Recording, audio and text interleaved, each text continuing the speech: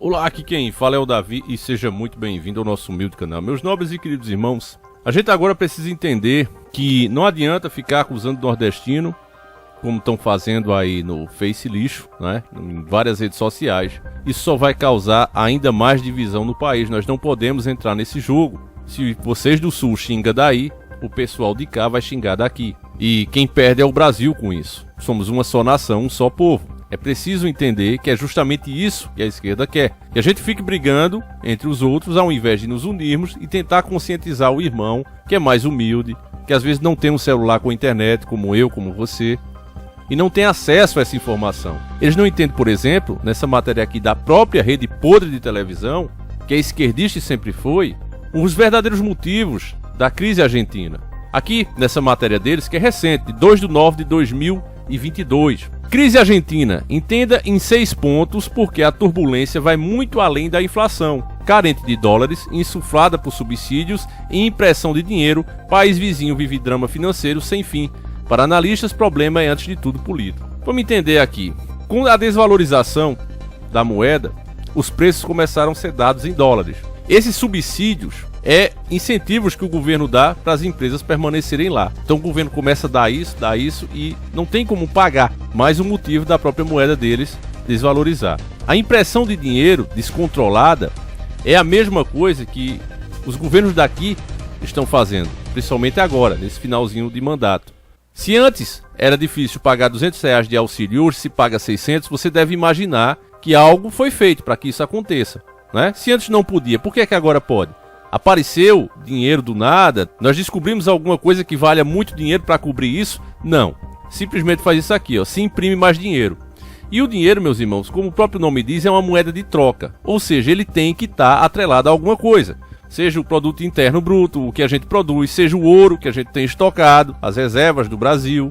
Alguma coisa esse dinheiro tem que ter atrelado. Se ele for imprimido do nada, como é feito, ele passa a ter um menor poder aquisitivo. Ele compra menos. Tá aí o efeito que você tem sentido, claro que não só por isso, mas por vários elementos, como esses aqui que foram citados na Argentina, que faz com que a nossa moeda desvalorize, certo? Entendendo isso, o cidadão mais humilde, quando se fala em Estado inchado, ele não entende. Você vê direto, né? Os canais, principalmente os mais bolsonaristas, falam o tempo todo: olha, o Estado não pode ser inchado isso, inchado aquilo, e como assim? O cidadão comum, ele não entende. Você precisa explicar a ele. A pessoa mais humilde, aquele homem que tem a profissão de pedreiro, aquele outro que mal sabe ler, o analfabeto, eles também são brasileiros igual a nós. E precisa que você explique com um pouco de calma. Então, meu irmão, você que está vendo esse vídeo por acaso, agradeço a sua atenção e fico honrado com a sua presença aqui. Quando se fala em estado inchado, meus irmãos, você deve comparar com o seu braço, com sua perna. Se de repente a sua mão, se seu braço, sua perna inchar de repente, ela está o quê? Você vai para o médico porque você sabe que você está doente. Alguma coisa aconteceu que fez a sua perna inchar. Da mesma forma, o Estado tem que existir.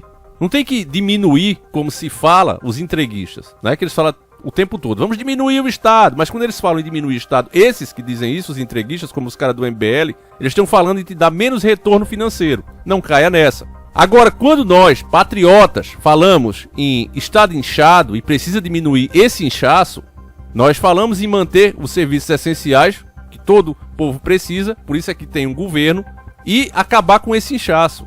Eu vou dar um exemplo para você, cidadão comum, você mais humilde, entender. Imagine que você dissesse: Davi, eu preciso que você troque a luz aqui em casa. Ora, quantas pessoas é necessário para trocar uma lâmpada na sua casa?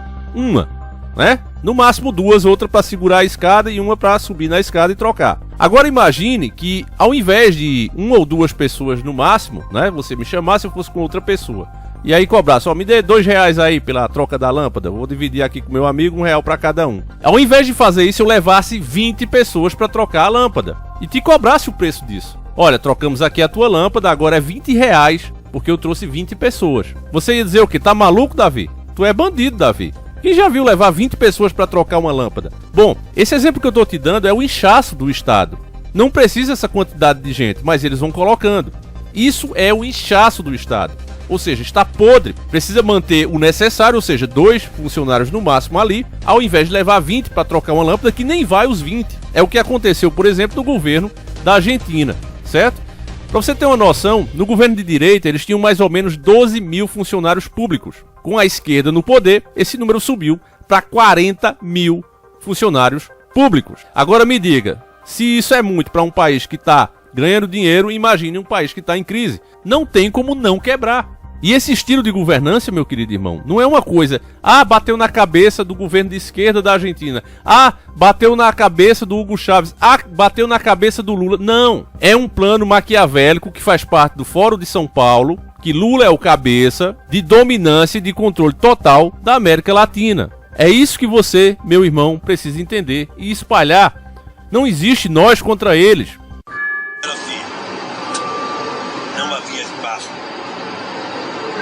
para a esquerda chegar ao poder via eleitoral. Que ano é isso? 98. E, portanto, não tinha que ficar preocupado com toda a eleição. Tinha que se pensar em organizar a sociedade. Dali 20 ou 30 anos, a gente iria ter 30% da sociedade já socialista, e aí sim a gente poderia disputar o poder e ganhar. Mas eu não vou viver mais 30 anos. Eu quero chegar ao poder logo. Mas por que eu cheguei onde cheguei? Porque eu tenho por detrás de mim um movimento. Eu tenho por detrás de mim uma grande parte dos estudantes do PT, a CUT, a base da Igreja Católica. E eu lembro quando tivemos a ideia de construir o Fórum de São Paulo. E aí veio a ideia,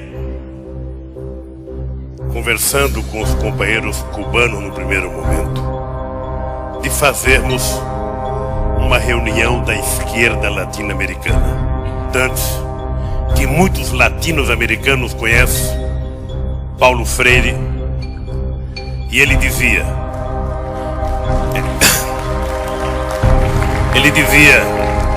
juntar os diferentes para derrotar os antagônicos. E nós, que uma das forças políticas que mais contribuiu para que nós chegássemos a construir o que nós construímos, foram os companheiros do Partido Comunista Cubano, que sempre tiveram paciência e experiência de nos ajudar. Não, fala-se, eu não acredito nisso, mas eu quero colocar isso na entrevista, de uma aliança, de um eixo Chávez, Fidel e Lula. Mário, você sabe que isso é no mínimo uma piada de mau gosto, claro. E eu te aconselho até não repetir isso no vídeo.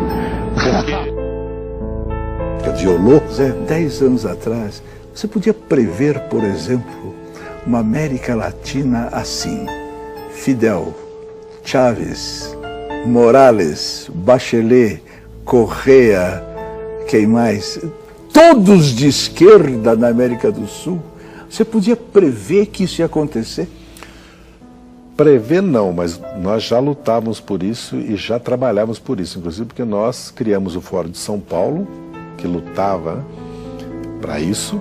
Depois criamos ainda o Grupo de Marbella, que é o nome da cidade, do hotel onde nós fomos no Chile, que se reuniu. Todos depois foram eleitos presidente da República. Todos foram.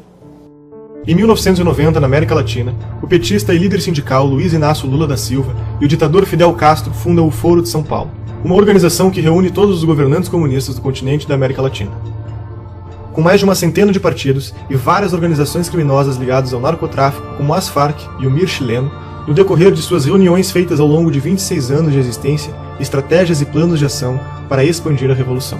O Foro de São Paulo é a organização que articula a estratégia internacional socialista. Em 1994, o Partido Social Democrata Brasileiro elege Fernando Henrique Cardoso como presidente, que começará um amplo programa de incentivo às políticas estatais. O processo fabiano se deu com sucesso ao longo dos 8 anos do governo FHC que precederam a era lulopetista e o governo Dilma. O Brasil estava a caminho da utopia. Estaríamos rumo a uma revolução que nos foi contada aos poucos? Seriam todos os partidos brasileiros ideologicamente idênticos e metodologicamente diferentes? Você reconhece este Brasil? É um sistema contra o povo. É simples assim. E para esse sistema ser implementado, eles precisam do caos, eles precisam endividar a nação o máximo possível para que nós sejamos obrigados a abrir mão de direitos e aceitar coisas que jamais aceitaríamos. Por exemplo, a legalização lá da interrupção da gravidez na Argentina só foi possível por conta da crise. Jamais os nossos irmãos argentinos, que são cristãos como nós, teriam aceitado isso em situação normal. Mas com essa crise, com o enfraquecimento do próprio povo, o sistema tem espaço livre para agir. Agora me diga, você acha que isso não vai acontecer no Brasil? Eu tô aqui com uma entrevista do Ciro, que eu quero ver junto com vocês, que já declarou apoio ao Lula, né? Esse aí não engana ninguém, o mesmo cara que participou do Fórum de São Paulo e negou na cara do Daciolo isso, o envergonhou, o fez inclusive de palhaço diante de toda a nação, sendo que é verdade, nós é que ajudamos aqui, mostrando o próprio Ciro participando do tal fórum, né? E esse nunca enganou ninguém. Ciro é um político velho, um político canalha, que faz de tudo para estar ali junto com aqueles que estão sempre no poder. Enfim, vamos ver aqui esse vídeo, onde mais uma vez o Ciro entra em contradição e acaba revelando muita coisa que é importante você reter o que é bom. Vamos lá. Meu irmão, está acontecendo uma coisa extremamente fascista no Brasil, que não é o Bolsonaro. O fascismo está vencendo a parada, porque o fascismo é uma luta que a gente luta na cabeça das pessoas. O Lula virou, desculpa, é duríssimo o que eu estou dizendo, mas você que pediu para ouvir. O Lula virou um chefe de quadrilha.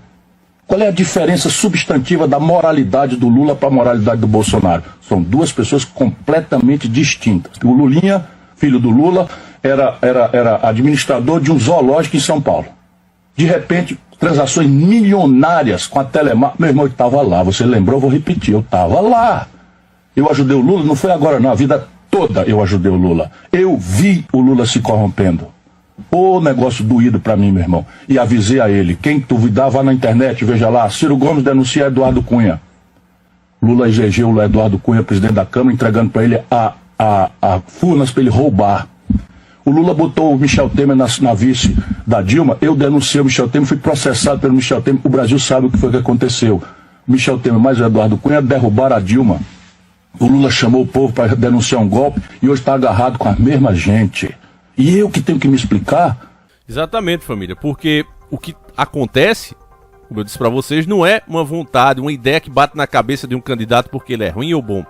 O que acontece é isso. Existe um plano de governança com vários líderes e aí eles traçam o plano e tem que ser seguido. E o Brasil, com Lula, encabeça esse movimento. E independente do gosto pessoal daquele candidato, é isso que você tem que entender no que o Ciro está denunciando. E ele que fazia parte do próprio Fórum de São Paulo, preste atenção. Não é qualquer um que está falando. É um cara que já fez parte do governo do Fernando Henrique, é um cara que fez parte do próprio governo do Lula, e ele sabe o que está falando. Ele não é qualquer pessoa, já foi ministro da Fazenda, então é um cara que sabe o que está falando. E ele está dizendo para você, deixando claro que, independente da vontade do próprio candidato, das preferências dele, o cara segue aquele plano, se junta com as pessoas que prejudicou ele mesmo, mas como pode essa incoerência? Imagine, você arrebenta comigo, faz eu perder meu emprego, vamos dizer assim, no outro dia eu tô junto com você, como assim? Isso não acontece em situação normal, a não ser que nós estejamos engajados numa mesma causa. Entende, meu querido irmão? O meu trabalho aqui é despertar você, mostrar o que está em oculto, certo? Então continue ouvindo agora mais desperto. E eu que tenho que me explicar, o Bolsonaro é um irresponsável, é não sei o que e tal, tá bom. O Lula fez o que para os pobres? Criou o Bolsa Família, que é a memória afetiva do nosso povo. O Bolsonaro botou R$200 em cima. Eis o limite do PT. Então agora isso é esquerda, você cevar o sistema financeiro, anote outro número aí. O Lula, durante o período que mandou no Brasil, deu lucro aos bancos de 8 vezes maior do que o Fernando Henrique. 8 vezes. Confira, meu irmão, se isso não for verdade, você não me dê um voto sequer e ainda passa a dizer que eu sou um grande mentiroso. Mas se for verdade, põe a mão na cabeça. É só digitar, aí que vocês vão ver, meus irmãos. Eu posso fazer isso aqui, ó. Lucro, né, dos bancos no governo Lula. Tá aqui, ó. Bancos, matéria da Veja. Mídia de esquerda opata, ó. Bancos lucram 8 vezes mais no governo de Lula do que no de FHC. segundo o levantamento do jornal Valor Econômico, retorno sobre patrimônio líquido das instituições financeiras subiu com Lula, mas caiu com Dilma, né? É porque o Lula, ele era o pai dos bancos, meus irmãos. Literalmente, foi a farra aqui. Por isso é que a dívida aumentou tanto e por isso é que todo mundo feliz, né, comendo picanha fiada, comprada fiada. E Enéas de olho nos números, criticando o governo Lula e sendo chamado de louco. Olha, o povo tá comendo bem, o povo tá financiando o carro, tá financiando moto, tá melhorando a condição de vida no país, tá viajando. E o senhor, doutor Enéas, falando besteira aí que o governo não presta? O presidente Lula tem conseguido a simpatia de governantes do mundo inteiro com um discurso socialista. O senhor está gostando do governo Lula? Resposta não. Verdade ou mentira? Disse a verdade e eu dou uma cutucada e pergunto por quê. Uma segunda pergunta ou dentro da primeira aí? Não tá valendo essa. Essa é só... Bem, mas a máquina ligada, Redu. Pois é. Na eleição presidencial... Uai, o senhor não quer... Tá certo, olha lá, tá lá. Verdade em verde ali em cima, lá. Desde 89 eu acompanho a trajetória de Sua Excelência, o atual presidente da República. E em nenhum instante eu acreditei que as proposições que eram trazidas à tela fossem ser consubstanciadas na prática. Tanto que anulei meu voto na última eleição. Agora, quando entrevistado, logo no início, eu disse aquilo que qualquer elemento que esteja em qualquer fatia do poder tem que dizer. É minha obrigação dar à Sua Excelência a oportunidade para que Sua Excelência mostre a que veio. Eu disse diversas vezes. Lamentavelmente, a postura assumida pelo governo, não vamos esquecer a pessoa particular do presidente, pelo conjunto, a postura assumida não tem me agradado. Eu vejo subserviência ao poder mundial. Eu vejo um governo do nosso país de joelhos no cenário internacional. Eu vejo o Banco Central caminhando para ser independente ou autônomo, usemos a palavra que quisermos. E, aliás, o nosso partido, aquele que eu dirijo no nível nacional, PRONA, foi o único no Congresso que votou contra, o senhor está a par, aquela questão apresentada sobre o artigo 192 da Constituição, em que se abriu uma brecha perigosíssima, a meu ver, para a independência do Banco Central. Eu explico rapidamente para os telespectadores. No momento exato em que o Banco Central for independente, uma vez que é ele que dita a política creditícia do país, no momento em que ele for independente, não é necessário mais haver eleição para presidente da República. Basta eleger o presidente do Banco Central. Essa é uma das razões fundamentais. Por quê? Quer dizer, pelas quais eu não estou satisfeito com o governo de Sua Excelência o Presidente. Há outras, mas não é aqui o fórum para isso. Tá certo. O processo de dilapidação do patrimônio público, entrega de tudo que é nosso, vem de há muito. Toma pulso, toma força no governo do senhor Fernando Collor, atinge um patamar incompreensível, inaceitável com Sua Excelência, o presidente Fernando Henrique, e agora continua com o presidente Luiz Inácio. Pois é, aqui, ó, porque o Enéas estava de olho nos números. Os bancos lucraram 279 bilhões de reais durante todo o governo do ex-presidente Luiz Inácio Lula da Silva, contra 34,4 bilhões de reais, né, durante o mandato do seu antecessor Fernando Henrique Cardoso. É um aumento de quanto isso aqui, meu irmão? Nem sei fazer a conta, velho. 279. Antes era 34,4 bilhões. Estamos falando de bilhão, meu irmão. Pra você, meu irmão, que é mais humilde, imagine. 100 mil reais é muito dinheiro? Pois bem, você precisa ter 10 vezes esse valor para ter 1 milhão. São 999 mil mais um para ter 1 milhão. E para ter 1 bi, você precisa ter 999 milhões mais um para ter 1 bi. Estamos falando de um lucro de 34,4 bilhões. É o dinheiro da nação, meu irmão. Acabou com o Brasil. É estratosférico esse número. Ainda acha pouco. No governo Lula, vai para 279 bilhões. Aí, meu irmão, quando você escuta alguém dizendo que o Bolsonaro é culpado sozinho pelos preços altos, é uma ignorância sem tamanho. É óbvio que esse dinheiro aqui, 279 bilhões, fez o país se endividar. Dinheiro que vai para fora. Dinheiro que vai embora. Chega a hora de pagar e nós estamos pagando. Agora me diga, meu irmão, se essa é a forma do governo Lula, né, do governo do PT, de trabalhar, já foi péssimo a primeira vez. Você tá vendo a máscara arrancada aqui? Como é que vai ser daqui pra frente? Onde o país já não vai bem das pernas, não tem a explosão dos commodities como antes teve. É caos, meus irmãos. É Venezuela, não é brincadeira. E quando a gente fala isso, não é pra denegrir a imagem dos nossos irmãos, os nossos vizinhos que estão sofrendo aí não porque querem. É pra você ter a noção que a nossa moeda vai desvalorizar tanto, eles vão endividar tanto a nação, que você vai ter que levar 10 mil reais para comprar um saco de pão que você comprava com 2 reais. É esse ponto que vamos chegar se Lula for presidente, continuar o mesmo esquema que ele tinha antes, a mesma forma de governança. É isso que a gente tá falando para você. É só olhar para a Argentina. Então, o que o Ciro tá dizendo aqui é a mais pura verdade. Olha que é só 1 minuto e 50, tá certo? Vamos lá. Põe a mão na cabeça, porque assim, eu sei que você é um jornalista e está trazendo o assunto para mim. E eu vou repetir o assunto. Eu não gostaria de fazer isso. Agora, no debate, o Bolsonaro partiu para cima do Lula e denunciou corrupção. O Lula avacalhou-se, o Brasil inteiro assistiu. Foi falar de números de economia, não respondeu à denúncia de corrupção. Vocês não estão vendo o monstro que vocês estão criando? Sabe o que o Lula faz? Chama o nosso povo de gado, chama o nosso povo de fascista. Agora chamou os eleitores que não são com ele de Ku Klux Klan. Sabe o que é Ku Klux Klan? É uma organização neonazista, racista dos Estados Unidos. Isso é o que o Lula faz com quem não é devoto dele. Olha o que ele está fazendo.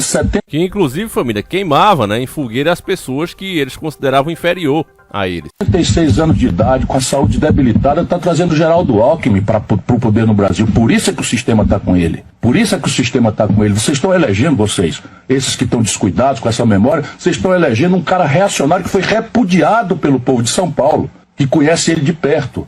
Sabe, pergunta para o povo da periferia de São Paulo o que é que foi feito com a meninada pobre, negra, a violência policial, sabe, o nazifascismo da conduta do governo do Alckmin lá. É esse homem que o Lula está trazendo, depois de passar 25 anos chamando esse cara de ladrão. Ô, meu irmão, qual é o ódio? Tem algum ódio aqui? Bata no carteiro, mas lê a carta. Lê a carta. O que está escrito na carta? Tem alguma mentira no que eu falei aqui, meu irmão? Você está me acompanhando. Ok, você é dono do seu voto, tem uma memória a fazer, mas eleição é um contrato para o futuro. O Lula é uma bola de chumbo amarrando a gente no passado. E isso é o que nós estamos decidindo. Quer votar no passado? Boa sorte, irmão. Que Deus abençoe a você e a sua família. Eu estou aqui lutando para prevenir um desastre. Sabe onde é que eu estava em 2018? Nesse mesmo lugar aqui. O Lula mentiu para o povo que era candidato de dentro da cadeia. Você tem que me dizer, eu estou enganado, eu estou mentindo? O Lula mentiu para o povo dizendo que era candidato, explorando o carinho, a generosidade, o amor que o nosso povo tem por ele, justo e merecido. Eu estava lá, ajudei o Lula durante 30 e tantos anos.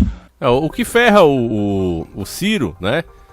Por exemplo, no caso daquele que ele mesmo sabe todo o esquema do PT e o cara ainda defendia. Disse inclusive, né, que receberia os agentes da Operação Lava Jato na bala, né? O problema do Ciro é essa incoerência. Se ele segurasse realmente o que ele fala, aí o que você tem que fazer com um cara desse é reter o que é bom, é ouvir as verdades que ele tá falando aqui. Isso aqui que ele tá falando é a mais pura verdade. O Lula de fato mentiu de dentro da cadeia até o fim, que ia ser candidato, e não era, ele já sabia que não tinha como. Aqui está uma pessoa sofrida com o que eu vi acontecer, de se destruir uma liderança popular, que se vendeu para o sistema. Virou um cara vendido para o sistema e vendeu a gente, nós todos. Aí o Bolsonaro bota 200 pilas em cima, pronto. Isso é esquerda? Só se for na cabeça do petista bandido que, infelizmente, organizou uma organização criminosa no Brasil, que é a cúpula do PT. Desculpa, foi o Lula no conchavo dele, né, que botou a Dilma, uma pessoa sem nenhuma vocação, com o Michel Temer de vice, né, para manter o mesmo modelo econômico, a mesma gente, e desastrou o país. Isso produziu uma crise econômica tão devastadora que, em cima da notícia generalizada de corrupção desvendada, como a gente assistiu, o nosso povo votou magoado, sofrido, machucado. O Lula entregou o Ministério da Integração Nacional, que eu ocupei, e uma vice-presidência da Caixa Econômica para o cidadão baiano chamado Gedel Vieira Lima. Passa o tempo, o Gedel Vieira Lima é preso e condenado porque foi pilhado com 51 milhões de reais em dinheiro, naquelas malas de dinheiro, num país em que 38 de cada 100 famílias com criança abaixo de 10 anos está passando fome. Essa é a minha energia motriz. Olha, pode chover canivete, eu vou brigar até a morte para livrar o Brasil dessa situação e o povo, abençoado por Deus, que decida na sua liberdade. Com quem que o Lula está hoje aqui na Bahia? Sabe, o Lula foi para a cadeia porque houve um grande escândalo de loteamento corrupto da Petrobras. Quem são os ladrões da Petrobras? Eunício Oliveira, líder do PMDB no Senado, não é? A quem o Lula deu um contrato de R$1 bilhão, sem licitação, sem concorrência, e o Eunício virou um corruptor e tal. Com quem que o Lula está agarrado hoje no seu... Só para você ter uma noção, família, enquanto a mídia, né, faz o contrário com o governo Bolsonaro, isso a gente tem que realmente mostrar. Até os gastos, comparado a esse bilhão, por exemplo, que o Lula gastou aí, a mídia não deu uma linha para falar disso, né, sem licitação, ou seja, pegou e pronto para dar para os caras. Um gasto no cartão corporativo, eles ficam o tempo todo divulgando, o tempo todo denegrindo a imagem do cara. Então você vê aí, meu irmão, não é questão de ser bolsonarista, é questão de ser realista. Porque agora não é mais votar no Bolsonaro, é votar anti-comunismo. E o povo, em sua maioria, precisa entender isso, meu irmão. Essa é a situação que a gente tá agora. Tem um mal muito maior aí pela frente. Já começa, inclusive, porque aqui qualquer um pode fazer um vídeo esculhambando o presidente. Você vê vários canais fazendo isso. E o Bolsonaro fica quieto lá no canto dele, só ouvindo. O Lula já disse, não vai ter isso com ele. Ele vai regulamentar as redes sociais. Ou seja, um vídeo desse como eu tô fazendo aqui, se eu quisesse falar mal do Bolsonaro eu poderia, e eu tenho consciência disso. No governo do PT, acabou, meu amigo. Já era. Então dizer que os dois modelos de governo acabam se vindo ao sistema é fato. Agora dizer que os dois são iguais e que não tem diferença nenhuma, meu irmão, isso é uma ignorância sem tamanho. E nós vamos sentir, e o preço da ignorância é cobrado, e é caro, é amargo, é duro. Quem tá cego pelo ódio e não tá percebendo isso, vai se dar mal e vai conduzir muitos a se darem mal. Porque esse é o momento da gente dizer, não, peraí, tem um mal maior aqui. É como se você estivesse ali discutindo com o seu irmão, com a sua irmã, alguém dentro da sua casa, e de repente tivesse um bandido forçando o portão da frente. Vocês iam continuar brigando e discutindo ou vocês iam lá pra frente pra proteger a casa de vocês? Essa é a situação, é o exemplo perfeito do que tá vindo aí pra todos nós brasileiros. Vamos lá. Eunice Oliveira. Só que o Lula agora tá com 76 anos. Deus o preserve com saúde, eu quero, sabe, o bem de toda a humanidade. O Lula é um velho amigo de 40 anos. Quantas vezes eu já ajudei o Lula, mas o Lula, lamentavelmente, se corrompeu, cansou. Nós sabemos disso, viu, Ciro? É por isso mesmo que você não ganha eleição. Fazendo o quê? Fazendo o que ele fez, botando Michel Temer com a Dilma. O que ele botou? Botou o Geraldo Alckmin na vice. E aqui está a explicação. O que o grande sistema quer fazer? Obrigar a que o modelo econômico continue mesmo. Seria tão bonito, né, se ele dissesse o grande sistema. Quem é esse grande sistema? É o que a gente chama do Deep State, família. Agora, inclusive, vários vídeos nossos falando de economia, falando desse governo das sombras, foram tirados do ar. Também não se pode mais fazer essa associação. Olha como a coisa realmente está ficando difícil aqui. Então, quando ele fala o grande sistema, aí você... Não, mas que grande sistema? O grande sistema do Brasil, não. Ele está falando de um sistema que é fora do Brasil, certo? E que dá as cartas. Que diz, eu quero o Brasil nessa posição de colônia. O Brasil está sendo o celeiro do mundo. Eles não querem desenvolvimento aqui, eles querem manter nós exatamente assim. Uma moeda enfraquecida, para quê? Para que eles possam comprar tudo que nós temos aqui a preço baixo. Se estourar uma terceira treta mundial, meus irmãos, o povo de lá vai vir para cá, não vai ser para ser refugiadozinho não, para ficar pedindo abrigo nas casas, não. Eles vão vir para cá para comprar terra e dizer, olha, vem cá brasileiro, tu vai trabalhar para mim por mão de obra escrava, porque os teus políticos aí, a gente já tem tudo no bolso.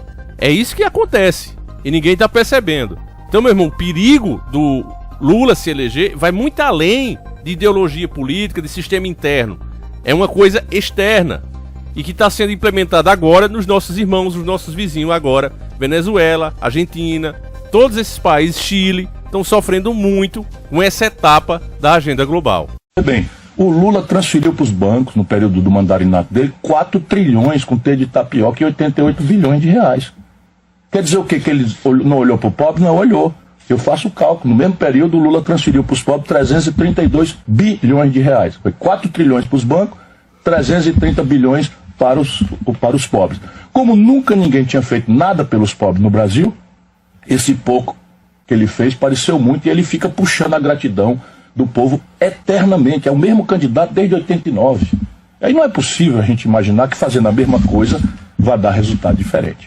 O que faltou o Ciro aí explicar nesse finalzinho é que não existe almoço grátis. Na hora que o governo pega dinheiro com o banco para dar às pessoas, ele não deu.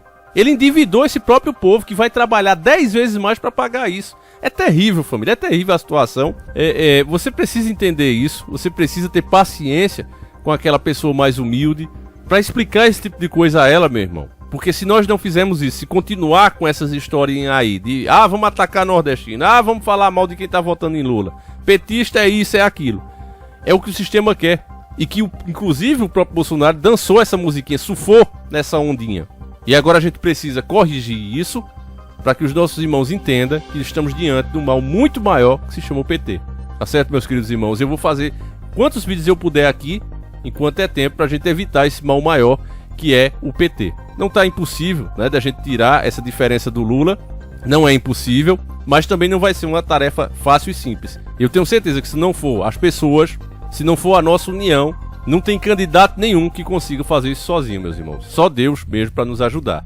Então, meus irmãos, é isso. compartilhe esse vídeo. Eu espero que de forma simples e humilde a gente fez esse vídeo aqui. Não colocamos nem imagem, nem nada. Eu tô fazendo nesse formato aqui para que passe. Porque, por exemplo, se eu colocar as imagens dos protestos que acontece lá na Argentina, povo tacando pedra, pau, tocando fogo nas coisas, isso aí não passa, tá certo, meus irmãos? Mas você mesmo faça suas pesquisas, procure essas imagens que você vai encontrar. Então é isso, meus irmãos. Fiquem com Deus. Que Deus conscientize a nossa nação e proteja o nosso povo. Um abraço e seguimos juntos. Fui!